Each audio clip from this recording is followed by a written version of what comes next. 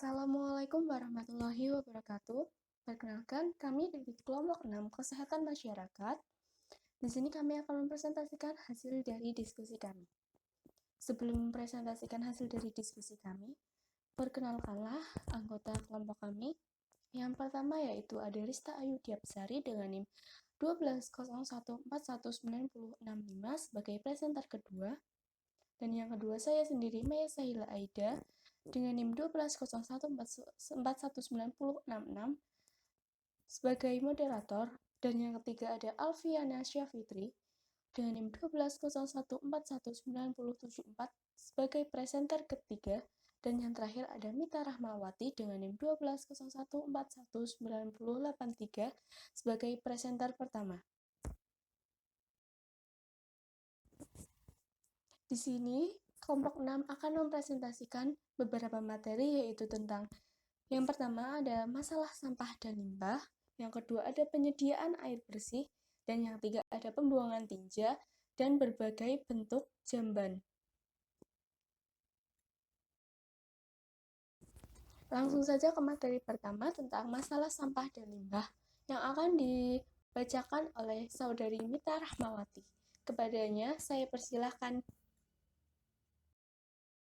Seperti yang kita ketahui, sampah tidak terlepas dari kehidupan masyarakat di setiap harinya. Di Indonesia, masalah sampah sudah menjadi masalah yang klasik.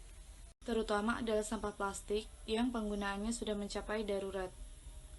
Plastik sendiri sangat sulit untuk terurai, dan dia berubah menjadi butiran yang lebih kecil dalam jangka waktu yang lama. Data Kementerian Lingkungan Hidup menjelaskan bahwa sampah di Indonesia mencapai 68 juta ton setiap tahunnya, sedangkan sampah plastik sendiri diperkirakan mencapai 9,32 ton.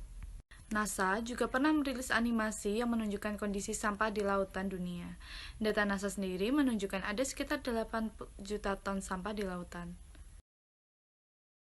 Kemudian, lanjut kepada materi yang kedua, yaitu penyediaan air bersih yang akan dibacakan oleh saudari Rista Ayu Diapsari. Tempat dan waktu saya persilahkan. Di sini saya akan menjelaskan tentang pengertian. Di era sekarang ini, Smart City merupakan salah satu parameter keberhasilan suatu kota, yaitu sebagai kota yang mampu mengontrol dan mengintegrasi semua infrastruktur. Lingkungan cerdas didefinisikan sebagai lingkungan yang dapat memberikan kenyamanan, keberlanjutan sumber daya, keindahan fisik maupun non-fisik, visual maupun tidak, bagi masyarakat dan publik. Pengembangan kualitas dan kuantitas air bersih merupakan salah satu pengembangan infrastruktur lingkungan yang perlu mendapatkan perhatian.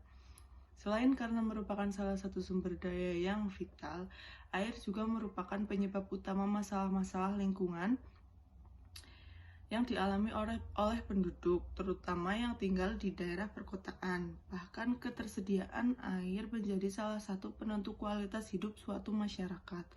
Saat ini di dunia telah mengalami krisis air bersih. Jumlah air bersih di dunia hanya 1% yang dapat dikonsumsi.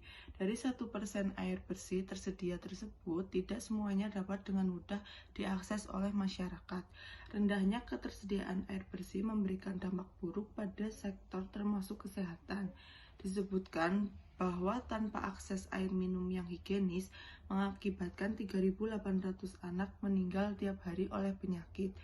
Penyakit apa saja, yaitu kolera, kurap, kudis, diare. Selanjutnya saya akan menjelaskan tentang fungsi. Pertama, fungsi terpenting dari sistem penyediaan air bersih adalah pencegahan penyebaran penyakit melalui air. Tujuan sistem penyediaan air bersih adalah agar dapat menyalurkan atau mensuplai air bersih kepada konsumen dalam jumlah yang cukup. Bagian terpenting dalam sistem penyediaan air bersih atau sumber air baku. Kedua, sumber-sumber air di bumi. Ini ada beberapa sumber air yang sangat penting bagi kehidupan manusia yang dapat dimanfaatkan untuk penyediaan air bersih. Peradaban sumber air juga berpengaruh pada perbedaan sifat fisik, kimiawi, dan bakteriologi. Dalam sistem penyediaan air bersih, sumber air merupakan satu komponen yang mutlak dan harus ada, karena tanpa sumber air, sistem penyediaan air bersih tidak akan berfungsi. Yang ketiga, saya di sini akan menjelaskan tentang 3 prinsip dasar penyediaan air bersih. 1. Kualitas air bersih. Air bersih dipengaruhi oleh bahan baku air itu sendiri ataupun mutu air tersebut, baik yang langsung berasal dari alam ataupun yang sudah melalui proses pengolahan. 2. Kualitas air tergantung jumlah dan ketersediaan air yang akan diolah oleh penyediaan yang bersih dibutuhkan sesuai dengan banyaknya konsumen yang akan dilayani. 3.